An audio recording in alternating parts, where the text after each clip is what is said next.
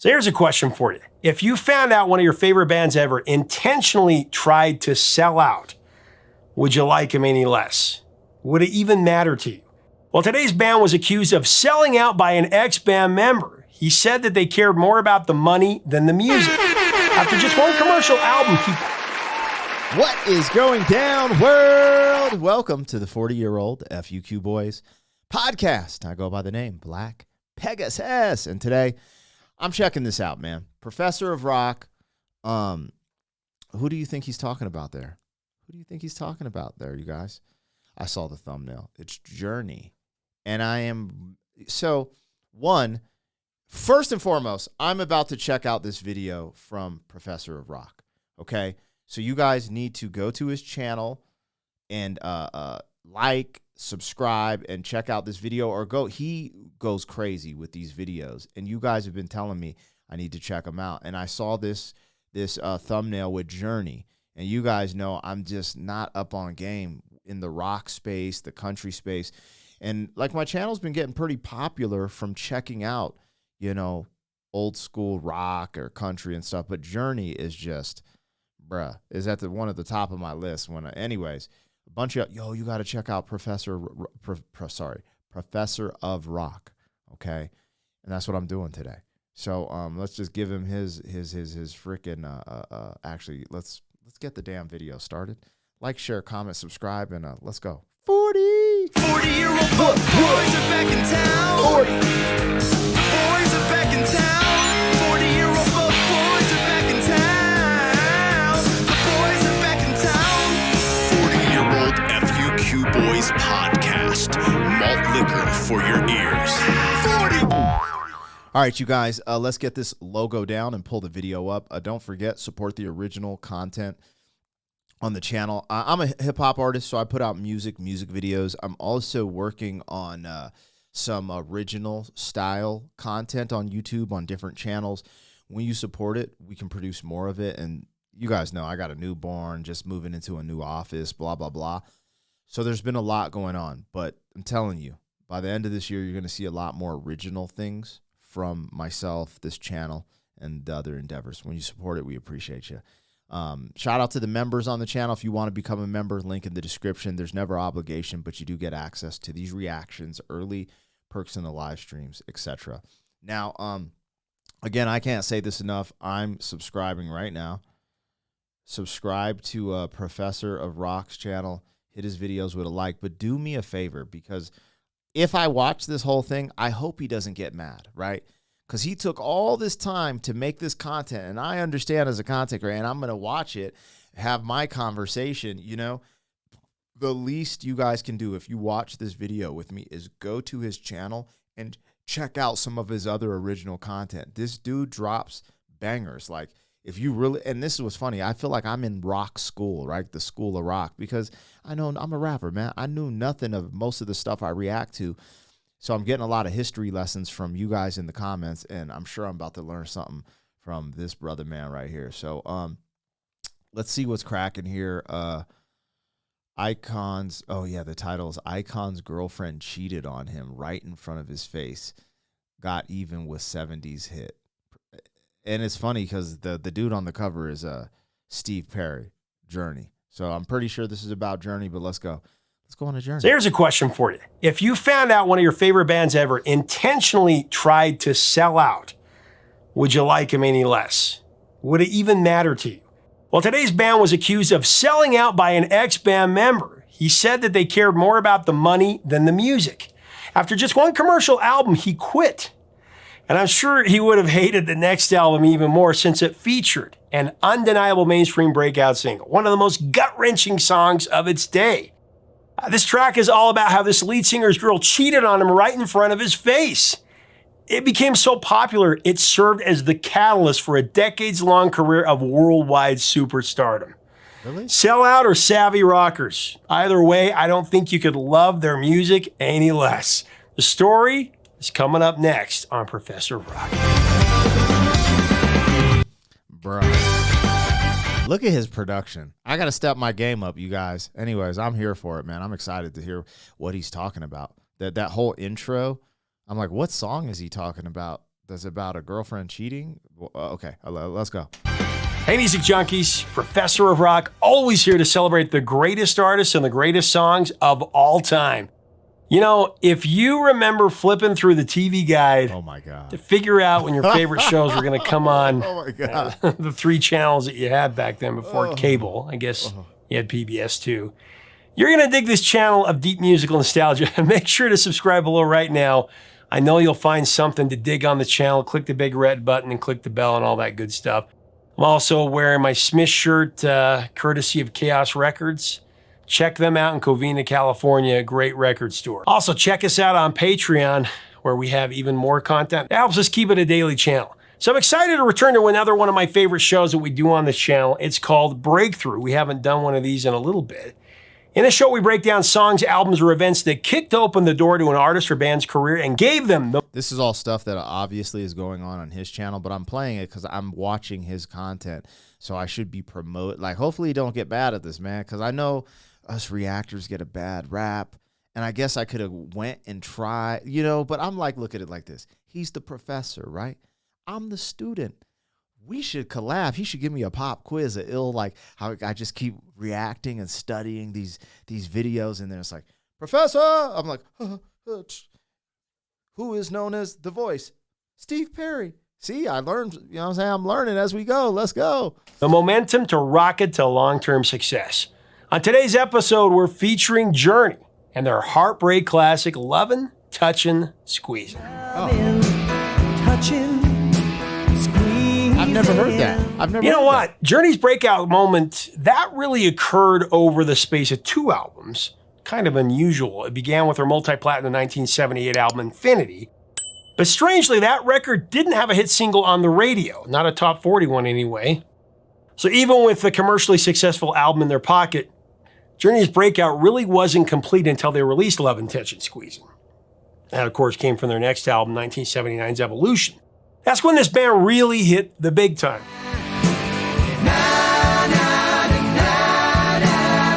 Journey was formed in 1973 in San Francisco and was comprised of ex-Santana members Neil Schon on guitar and Greg Rowley on keyboard and vocals. As well, they were from Santana? I did a reaction to Santana performing at Woodstock. I wonder if that's who he's talking about. That's crazy. That's crazy.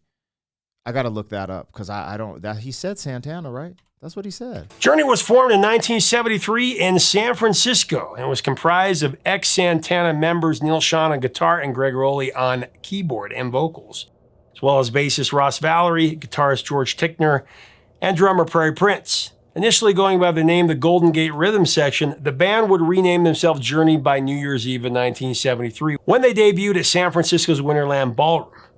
The first of Journey's long list of lineup changes came in February of 1974 when drummer Prairie Prince returned to his old band, The Tubes. He was replaced by Ainsley Dunbar. This early iteration of Journey specialized in jazz rock, complete with lengthy and improvised solo spots. Vocals and lyrics took a backseat to the instrumental. Journey signed with Columbia Records in the fall of 1974, and then they released their self-titled debut on April 1st, 1975. It would sell a modest 100,000 copies. So very long, to play some music. Then after a lengthy... I've never heard any of that. I'm a super novice, so I ain't gonna sit here and act like I know.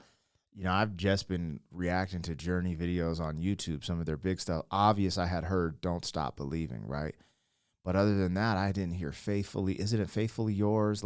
It's crazy. Anyways, I'm tripping out because the history and the way he said this, he's like, a modest 100,000, bro, man. I remember selling CDs out of the trunk as a rapper, in that age before the download stuff, bro. 100,000 units, Journey, man. Damn, I don't know. There's something about record sales that still just light up. I just remember selling CDs, man, how much it meant. It's so interesting with the digital space. Anyways, dude, I like this dude. This is tight. 1975. It would sell a modest 100,000 copies. So very long, to play some music. Then after a lengthy U.S. tour aimed to generate more exposure, guitarist George Tickner left the band to attend Stanford Medical School.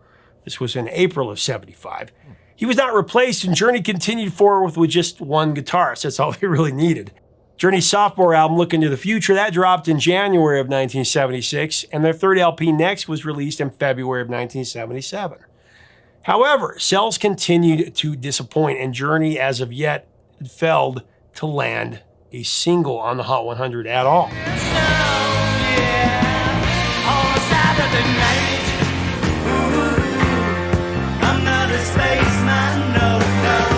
Not surprisingly, Columbia Records, they were getting impatient.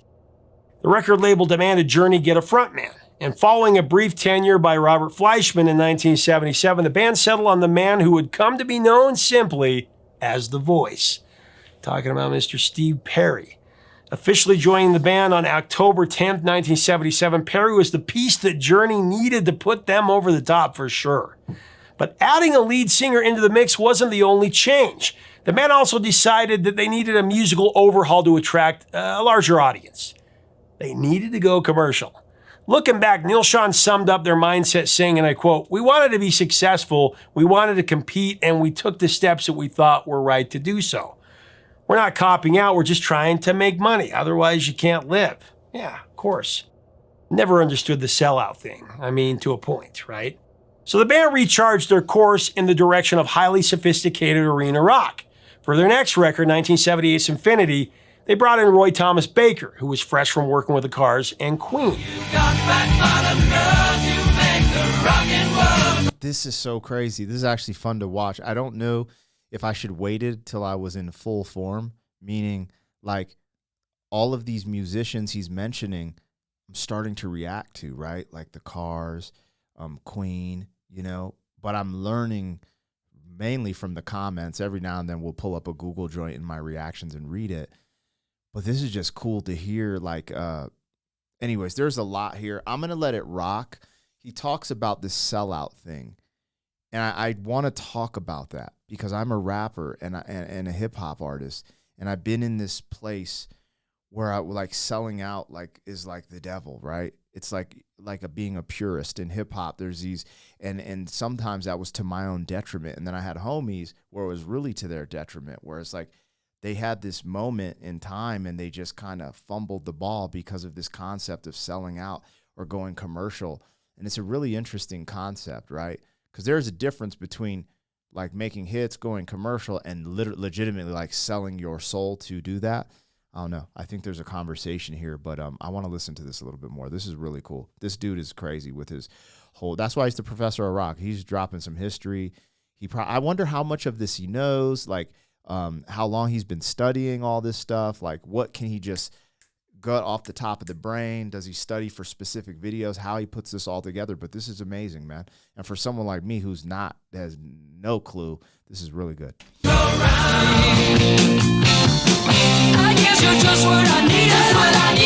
He gave Journey's sound a punchier, more dynamic edge. Infinity, that was a major success, reaching number 21 on the Billboard 200, and it went triple platinum in the US alone. Curiously though, even with these achievements, Infinity failed to score a mainstream top 40 hit. I mean, sure, there were songs that we now think of as Journey classics, or really classics of rock overall, like Will and This Guy and Lights.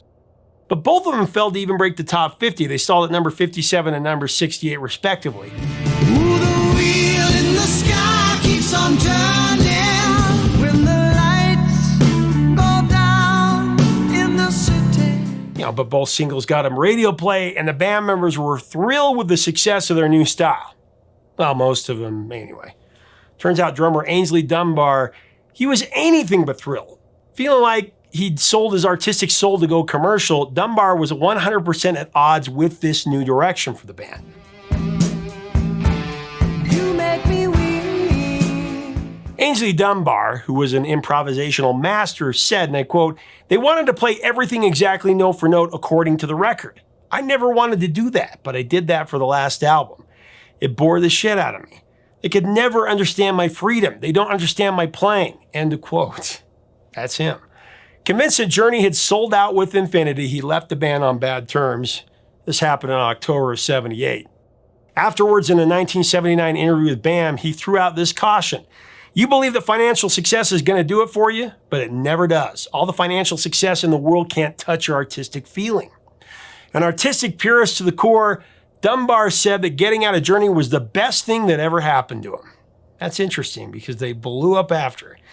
After escaping from Journey, Dunbar boarded Jefferson Starship and he contributed to 3 albums.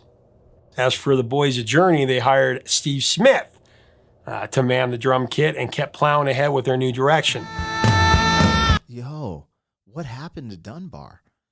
Did he they said, so, okay, I get lost. I'm still learning here, so Professor, you can quiz me later because I've reacted to Starship, Jefferson Starship, and then there's another play on that name. It's like maybe the evolution of them, they're chained. I don't know. I still don't. Y'all have been filling me in the comments, but I've reacted to some of that stuff. So all this is so crazy how it comes together for when you're just not, and you're just, anyways, there's like 6 degrees of separation, right? For real.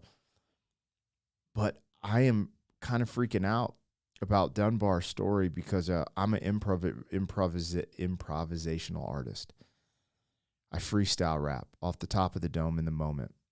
And one of my big feats was going to Scribble Jam in 2003, getting second place. And when I came home, that's a battle, a freestyle off the top of the head battle. It's the biggest in the country at the time, here in America.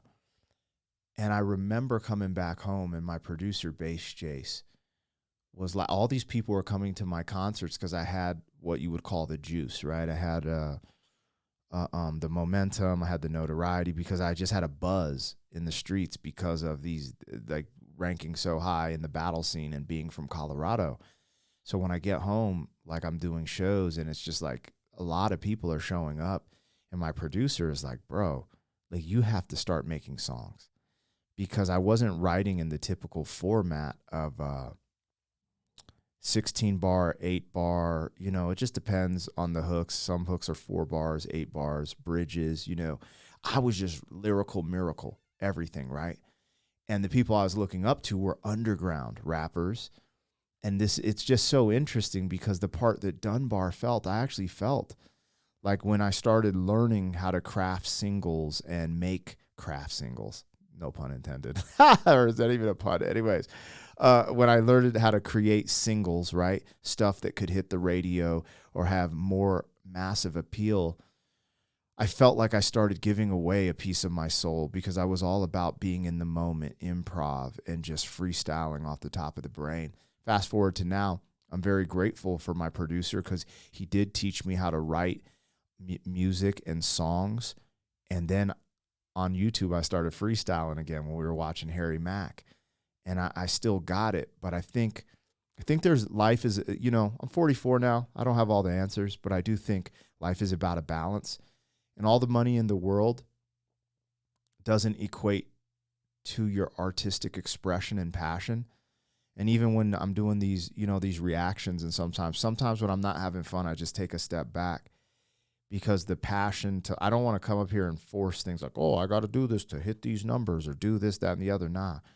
Like, I want to be authentic and passionate about the learning, and then it lasts longer in a sense. But anyways, I'm rambling, but there's something about Dunbar's story there that resonated with me. It kind of scared me. So I'm like, actually I did fumble the ball. Man, I got stories, you guys. I forgot. Oh, man. I remember Macklemore opened up for me at the Fox Theater in Boulder. And I fumbled that ball. Yo, I remember the Flowbots, right before they got their hit single, hit me up to perform at my album release party at the Black Sheep in Colorado Springs, and I fumbled that ball too.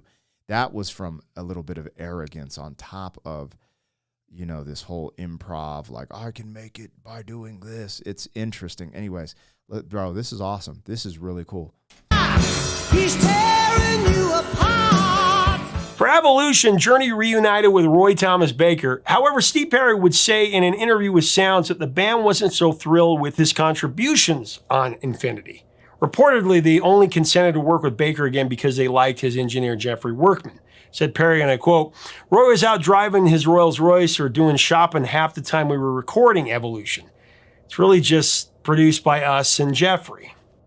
But even without Baker's full attention, Evolution still lived up to its name. This album showed the world that Journey was turning the page to a new chapter.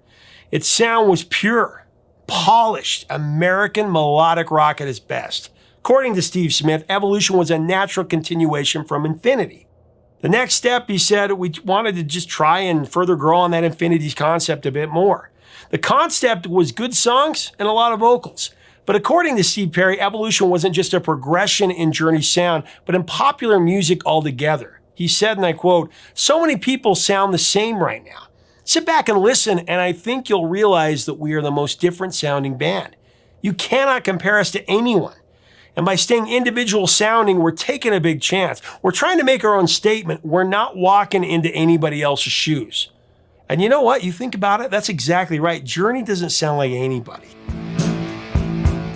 When I'm alone. I mean, bands have tried to sound like Journey, but Journey doesn't sound like anybody. So released in April of 1979, Evolution, like its predecessor, sold over 3 million copies in the US and one-upped Infinity's chart position. It actually reached number 20. The album featured 3 singles. Just the Same Way, Too Late, and today's featured song, Lovin', Touchin', Squeezin'. That's the same way you love me. That's the same way she loves you. She will stop not to live all by myself. Emerging out of a jam session, Lovin', Touchin', Squeezin' started with Steve Perry just playing around on bass. And then the other band members joined in. The way that Steve Smith described it, writing songs was a collaborative effort for Journey. They worked all together in a rehearsal room, and the music for Lovin', Touchin', Squeezin' developed in a jam session style situation. Most of Journey's music came about this way, jams that were progressively fine-tuned into songs. It was an effective way for Journey to write because it tapped into their collective creative psyche. Yo, I'm going to just say it. Maybe I'm tripping, but I think Dunbar might have been tripping, man. Because when he's talking about them creating these type of hits from jam sessions, jam is a form of improv. Like, you're just having a good time. Jam. Oh, yeah. I'll keep that. And I can only say that from I've done a couple, bro. Actually, sometimes I downplay what I've done. Digital Underground. I went on tour with Shock G and Digital Underground. And there's this moment where Shock G, rest in peace, would play Tupac. I shed so many tears on the piano, and he'd let me come on stage and kick a freestyle, improv, off the top of the dome after we got to know each other. Anyways, that's a whole nother story. But I understand it because I've been on, like, I've toured. I've toured a lot. Like, I'm under the radar, independent, and my story's never been told. So sometimes when I speak, sometimes people might just blow it off like, oh, he's just that. But like, I'm accredited with touring. I've been a tour manager, all types of stuff. So when I hear this type of stuff, this is why I'm so fascinated with it, because I saw the music world from a rapper's perspective. I never saw it from a musician or instrumentalist perspective, right? And again, I've played with bands, but just not a lot. Anyways, when he talks about this jam sessions, I don't know how they did it specifically. I wasn't in the room, but a jam session is normally like you're vibing, you're coming up, like, someone's playing a chord and they either get rid of it or keep it, and just different things, and things just keep going. I've done, anyways, that is crazy, because it's honestly saying it's starting off with improv in a form, and then they fine tune it. And sometimes I'll freestyle in my car driving, and I'll say something that's really hot, or just have a really cool double entendre. I'll be like, oh, keep that. And then I'll just keep freestyling, and I keep things, and then I add to them, and I believe, again, I am not trying to compare myself to the greatness of Journey. I'm just trying to make some comparisons that I'm seeing here that I just think are so cool, right? Because music's universal, man. This is just super cool. Maybe I need to go back and check out some old Journey, because in the world of skating, they will call me a poser. Right now, they'd be like, you are a poser, bro, because of what I know about Journey versus what Professor Arak knows. Again, you guys, go to his channel, check out some of his content. Please go subscribe and like, because I could have just watched this in my crib and just been like, yo, this was tight, and caught on her, yo, I learned this, that. But yeah, I'm kind of reacting to his video, and hopefully he doesn't take offense to that. And if he does, I'll take it down, or I won't do this again. I'm not here to just like, all of a sudden just, do Professor or Rock reactions. We try to mix it up on the channel, but this is my hat, and I'm giving him his flowers. He's the GOAT. Like, he's the truth with this stuff. And let's go. Here we go. As we further break down the song, I want to thank our sponsor, Zenni Eyewear, the glasses I always wear. Right now, you can get Zenni's newest offering, IQ Lens. Innovative eye protection for all, whether you wear prescription glasses or not. Helps shield your eyes from harmful UV light, blue light, and infrared exposure. With light-adapting technology, they seamlessly shift between indoors and out with ease. IQ Lens offers eye protection without compromise, engineered for on-the-go lifestyle. Click on our info button to get yours today. Low-key, I actually might check those out because I'm in front of these lights so much. Protection from blue light, and the way his are clear. And if he's getting protected from blue light, you don't have to have that orange tint. I'm going to look that up.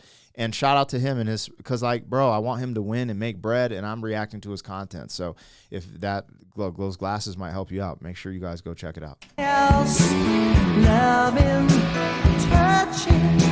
So Steve Perry was also the catalyst for the song's lyrics as well. Though at the time, he kind of wished he hadn't been. Okay. That's because Lovin', Touchin', Squeezin's punch to the stomach lyrics were very true to life. When Perry sings, "You make me weep, I want to die," he actually felt that way because his girl cheated on him. I mean, big time. I wanna die. On VH1 Storyteller, Steve said, and I quote, "It had happened to me. The thing with the song, she was out with someone else and doing the deal, the wild thing, and I was monogamous to the relationship." And then in the liner notes of Journey's 1992 Time 3 compilation, Steve Perry shared a few more details about it. He recounted that he actually watched through a window as his girlfriend got out of a Corvette and gave the driver a long, loving, passionate goodbye kiss. Ouch. The way he set that up, a long, loving, passionate, I was like, bro, you better say kiss, man, because damn, bro. This would kind of explain some of the songs that you hear later from Journey too, like the relationship songs that he puts out, which is so crazy. Anyway. But you know what? Perry gets his revenge with this song, immortalizing this girl. In fact, he called the song Love Justice. In the lyrics, not only does he sing about her dirty deeds, but he also delivers a payback scenario where this cheating girl's lover doesn't come home.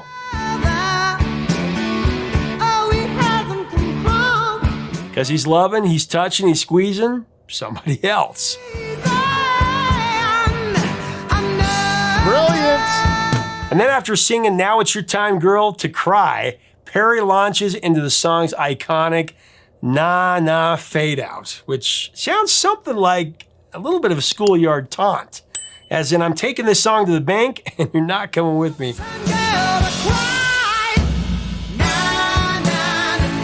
According to Steve Perry, this irresistible sing-along ending came later in the songwriting process, while Journey was on the road.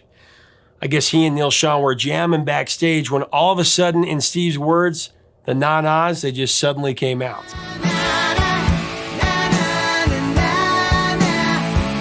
Released on June 25th, 1979, Lovin', Touchin', Squeezin' became Journey's highest charting single to date, and by far.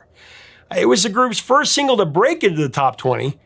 Actually, it was their first to break into the top 50. Lovin', Touchin', Squeezin' climbed to number 16 in July of 79, and it did one better on the US Cashbox chart, hitting number 15.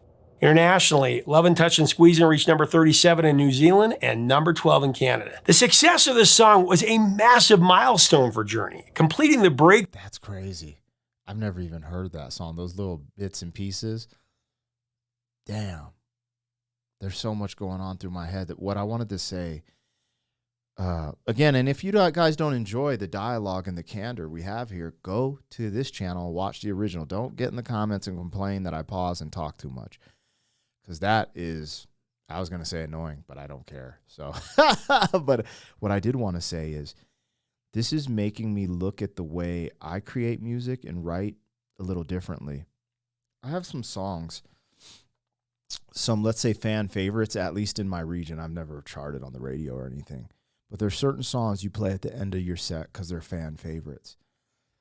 And when you've performed them so many times, sometimes I just add a little extra melody to the hook. Like maybe it's a rapping hook and I'll just have a little melody in there, or just because I'm having fun. I'm just in the moment on stage. And there's a part of me that's like, man, how he was just like, oh, we were just jamming after a show or da-da-da-da. How the one part of the process for me making music, it's always listening to the track or with the producer or whatever, writing, recording, sometimes come back and record to tighten certain things up. But I never even thought of like going out and performing it a few times before I tightened it up. You know, people are so worried about things leaking and this, that, and stuff. I never even thought about that. And that's like a really cool part because, I don't know, I think, you know, there's always room for growth. I don't know. There's just something about that little tidbit of the story he said that just, anyways, man, I love this because I'm in a weird part of my life too. This chapter in my life, I've kind of not prioritized creating music. Like when I was young, I lived off music, you guys, touring, selling merchandise, you know, and even at one point, to get on certain tours, I would tour manage and perform. And, you know, that was my whole thing. Then I started throwing concerts in Colorado when my mom got cancer, and I left touring to throw concerts, and then I'd still do shows. But it's interesting. It's interesting because music doesn't ever have to be over for you. It's always something you kind of, especially if you love it, you just do it, you know? And I don't know, the best thing you can do is learn from the greats. So hearing this story, it's very inspirational. Thank you, Professor Iraq. You guys, please go to his channel and support. And then just learning from them, man. Maybe I might have another chapter and some more wind in my sails when it comes to this music stuff. I have no clue, but this is really good. This is really fresh. Through that had started with Infinity. Long gone were the days of jazz rock fusion and improvisation. I mean, nothing would ever be the same for Journey ever again. From this point, they would progress into one of the biggest rock acts of the 80s. I mean, consider how things played out from here. In terms of album chart position, Journey steadily climbed the Billboard charts with each release. Their self-titled debut, that started at number 138. Looking into the future, that reached number 100. Next, that went to number 85. Infinity jumped to number 21. Evolution went to number 20. Departure, number 8. Escape went to number 1. From there, Journey held pat in the top 5 for the next 3 albums. Just an incredible climb.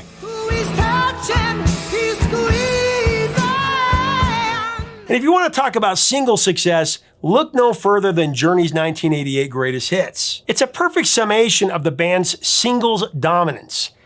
I mean, these guys sold albums and singles, one of those unique bands that did both. The 15-track compendium features 12 songs that were released after Lovin', Touchin', Squeezin'. Of those, only one failed to break the top 25 on the Billboard Hot 100, and that's Ask So Lonely. That's only because it wasn't released as a single in America. But it did go to number 3 on the mainstream rock charts. As far as the other 11 tracks, they averaged... Their artwork is so cool. Sorry, I'm entranced in all of this. The story, but the artwork, man, like this, like beetle, it gives me like these Egyptian, you know, I'm getting like these space, like some of it reminds me of like space, but then that's give me like some Egyptian hieroglyphics, and then you can correlate like, you know, things that are out of this world with, you know, the pyramids. I don't know, but I really, let's go, man. I still have so many questions. Will he answer them in the next 5 minutes? I don't know. A number 12 spot on the Hot 100. Of those, Open Arms peaked at number 2, and Who's Crying Now reached number 4.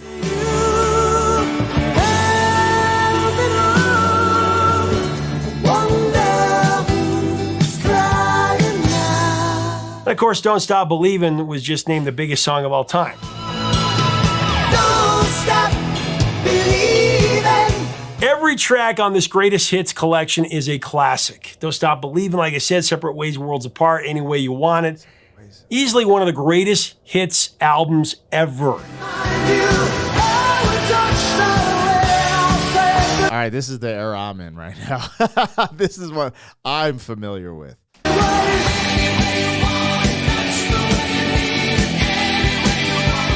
And that's who Journey became after Lovin' Touchin' Squeezin', a band stacked with iconic hits. Since his late 70s release, Lovin' Touchin' Squeezin' has continued to leave its mark on music history.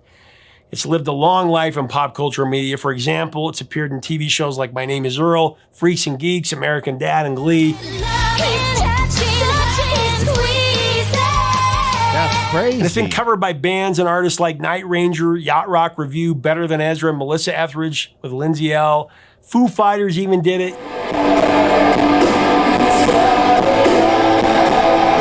You can also hear it in Dream Theater's The Big Medley.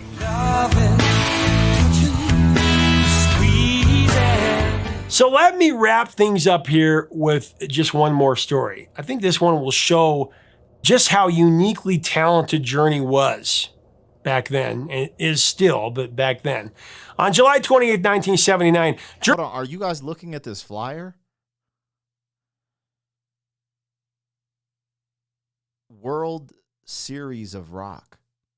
AC/DC, Thin Lizzy, 40-year-old fuck boys are back in town. 40. Journey. Who's on the outskirts? Does that say Ted Nugent? No, that doesn't say Boston. What the if you went to that show, bro, this is what I love, man. This is what I love, seeing stuff like this. And if you guys don't know, I have somewhat of a rich history of hip-hop on this channel. We had the GOAT freestyle rapper, the greatest improv freestyle rapper of an era, Supernatural, MC Supernatural, on the channel. And he has a flyer like this, but it's like Biggie Smalls, the Fugees, MC Supernatural. When I see history like this just in a flyer, I get excited, you guys. This is freaking insane. All right, hopefully I didn't cut him off at a bad spot, but let's get into this. I don't know what he's about to say, but that flyer is crazy. Journey made an impressive and memorable appearance at the World Series of Rock in Cleveland, Ohio, an event that is typically remembered for all the wrong reasons, really. Really? Huh. For those who may not be familiar, the World Series of Rock was an all-day, often multi-day summer concert held at Cleveland Stadium. Actually ran from 74 to 1980. Instigated by Cleveland rock station WMMS and DJ John Gorman, the festival brought together some of rock's biggest names. Top billing for 79 was Aerosmith, who was famously self-destructing by this point. Aerosmith. That guitarist Joe Perry would quit the band after that performance. Journey was among the supporting acts that included Thin Lizzy, AC/DC, and Scorpions.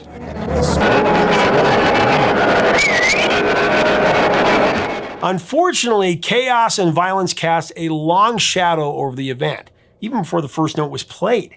Seating, that was first come, first serve, and on the eve of the concert, a crowd of 80,000 people gathered around the stadium. Criminal activity, it was rampant. Robberies, stabbings, even shootings. One fan even fell to his death after trying to scale the stadium wall. Why does this sound like a hip-hop concert? Yo, I'm telling you, there's these parallels. Until I started reacting to rock music, I never saw it because, you know, there's these narratives that rap is so degenerative and it's so this, that, and the other.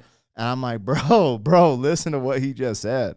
Anyways, all I'm saying is humans are humans, bro, and there's parallels in the music. Sometimes rap, hip-hop's a little more blunt and in your face. It is true, but, like, that is crazy. That is crazy because it's so easy just to be like, oh, that's happening at rap concerts and rap is all bad. And then I'm like, you tell me this? That's hilarious, but it's not good. Dude, we're going to concerts to vibrate. Well, not vibrate, but to just, you know, vibe, chill, have a great time, have a great experience. The fact that that's happening, that's actually really sad.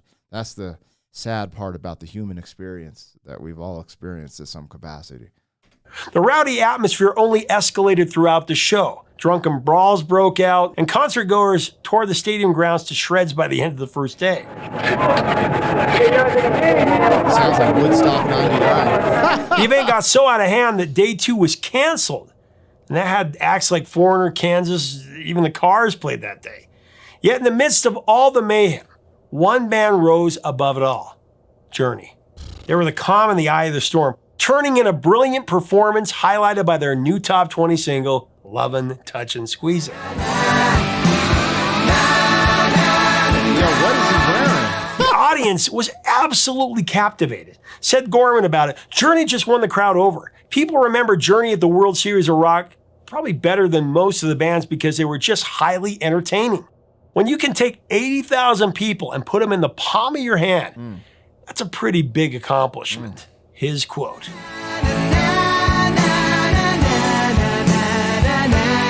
That's what Journey did. That's what they're still doing. Here's proof that they were ready to take the world by storm.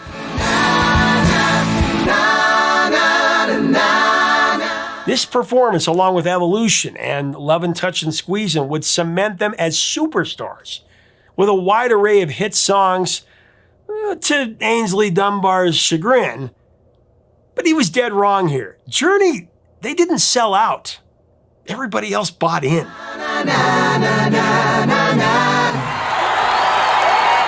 Hey, thanks so much for watching. Leave us a comment about Journey and Lovin', Touchin', Squeezin'. What are your memories of the song? What are your memories of early Journey when Steve Perry came in? I remember, the first time I heard Perry's voice, it was a revelation. In my opinion, the greatest singer of all time. That's my opinion. The greatest rock singer, just a voice. I'm going with Steve Perry, you know that. Tell me what you think below. Let's have a great discussion. One of my favorite bands ever. Check out KS Records. Check us out on Patreon. Until next time, 3 chords and the truth. Subscribe. Yo, the face I made at the end, just show them some love, man. I said that through the whole damn video. If I can't get that point across, Professor of Rock channel on YouTube. Tons of content like this. For you avid lovers of music on my channel, if you're not on his channel, you would actually love it. Anyways, the reason I made stank face is he said Journey didn't sell out. People just bought in. That's going to be the title of this video, man. He snapped. That was great. Bro, I have so many questions. One, I have questions. Who did the artwork for Journey? Actually, let me see real quick if I can look that up on Google. The other thing is, like, who does he work with? The Professor of Rock? Does he write these scripts on his own? Does he have, like, a whole crew, company? Because I just be in here solo most of the time, you know, just putting in the work with reactions. And you guys seen some of our more, like, we have a really good interview with Tech Nine. We have an interview with MC Supernatural. We have an interview with Ren on the channel. And those are really big for us because all those interviews we secured when our channel was still at 50,000 subscribers. And it's so interesting that my channel's taken off with reactions to where it has when a lot of the really engaging, thought-provoking, hard work content was done early. And that's not what got this channel, my channel, views and subscribers, which is very interesting. Who created the artwork for the Journey album covers? Let's see if I get a Stanley George Miller, born October 10th, 1940, better known as Mouse or Stanley Mouse, is an American artist notable for his 1960 psychedelic rock concert poster design for the Grateful Dead and Journey album's cover art. Holy smokes. I mean, he has a style, man. There's something about it that it's just mysterious and it's cool. I look at things because I'm a little surface level, right? Like I'm okay with admitting that and being a little linear with the way I approach certain things. And like even, you know, album covers, sometimes it's like you like a picture of you in front of a car or something, you know, even with rock, it's like the band with but you know, this type of artwork, I'm like, damn, that's crazy, man. That's dope. Anyways, I really enjoyed this. This is a crazy story, a crazy, yeah. Anyways, my bad. I started floating off thinking of I was like, oh, the title has to be, did Journey sell out or did you buy in? I got that concept from what he said at the very end. Oh, that's going to be the title of this video. And hopefully, man, I hope y'all, and I hope he doesn't take any disrespect from me, you know, adding some conversation, watching this, reacting to this, like, you know, if that's an issue, all respect due. I have no problem taking this down or not releasing it, you know. Like, this was really cool. And I appreciate Professor of Rock. That was dope. Anyways, let me know what I got, you guys, what we didn't get, you know, what's going on here. What's your appreciation for Journey? Do you agree with Professor of Rock that Steve Perry is the greatest voice of rock, or the greatest voice in rock of all time? I can't answer that. I'm still listening to rock. I'm still discovering, digging things up on my channel. Anyways, I love y'all. Hope y'all have a good one. 40. Thank you for being some man. 40 years down the road, back again. FUQ, boy.